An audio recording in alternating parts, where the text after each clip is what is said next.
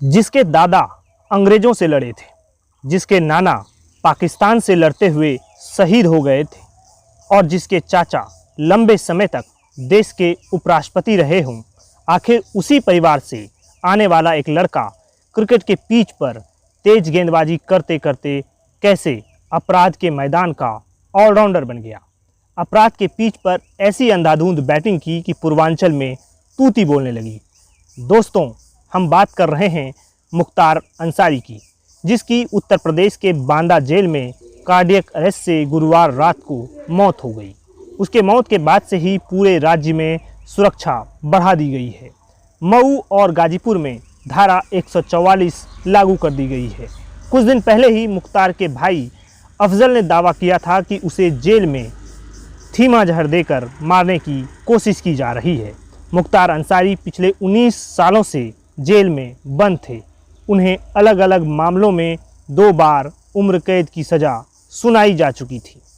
दोस्तों, आखिर मुख्तार अंसारी कैसे बना इतना बड़ा माफिया?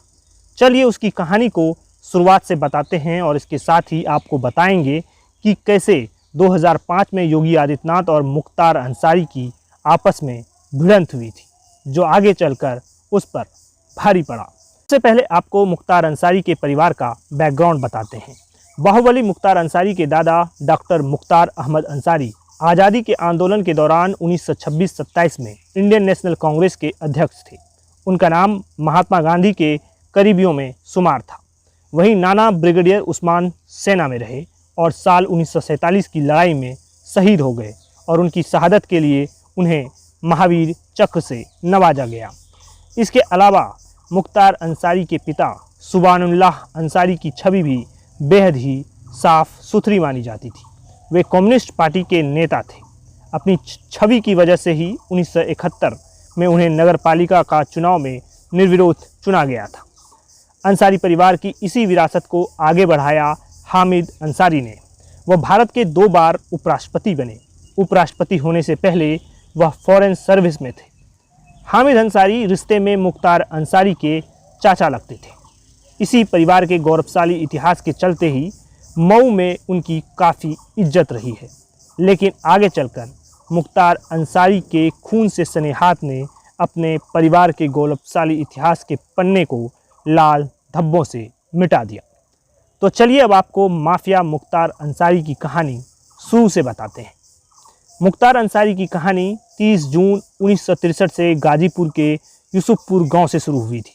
उसने गाजीपुर से अपनी पढ़ाई लिखाई की। लंबी चौड़ी कद काठी वाले मुख्तार ने क्रिकेट का शौक़ भी पाल रखा था। उसके पिता को भी क्रिकेट का बहुत शौक़ था और वे दिल्ली की सेंट स्टीफेंस कॉलेज की क्रिकेट टीम के कप्तान भी रहे थे। क्रिकेट के मैदान पर मुख्तार तेज़ गेंदबाजी करते थे। तेज़ गेंदबाजी करने वाला मुख्तार का नाम पर क्राइम की दुनिया में इतना तेज़ी से चढ़ा कि खुद उसे होश नहीं रहा और वहाँ से वो फिर वापस नहीं आ सका।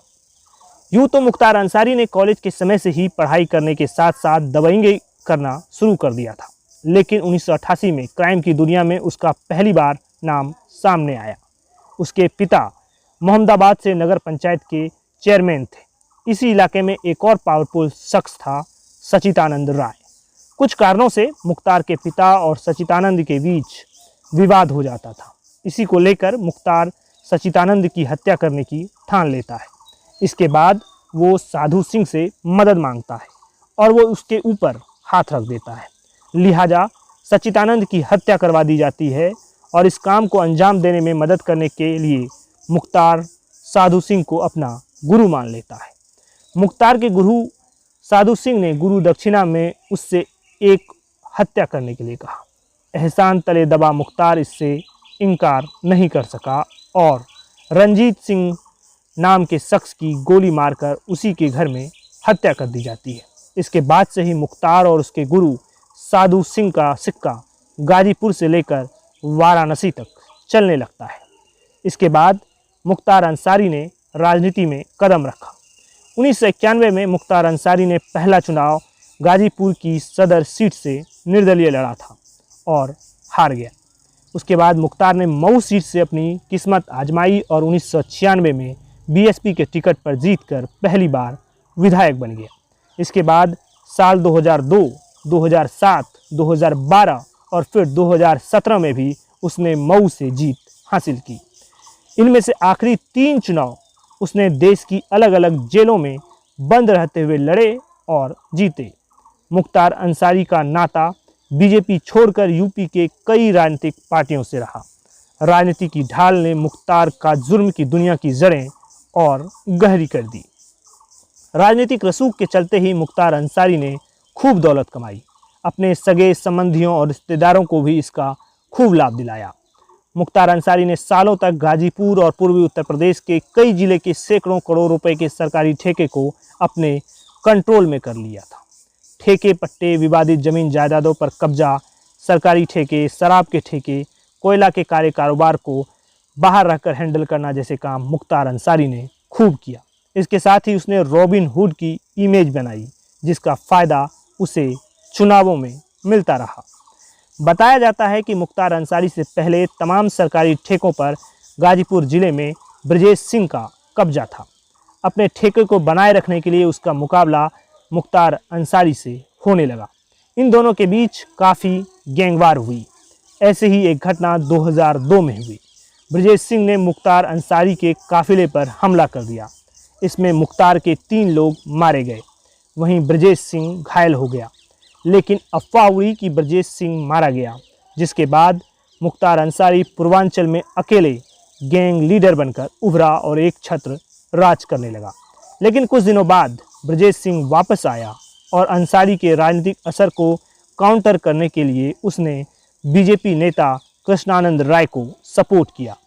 राय ने 2002 में उत्तर प्रदेश विधानसभा चुनाव में मोहम्मदाबाद से 5 बार के विधायक मुख्तार अंसारी के भाई अफजाल अंसारी को हरा दिया, जिसके बाद ब्रजेश सिंह की पावर बढ़ने लगी।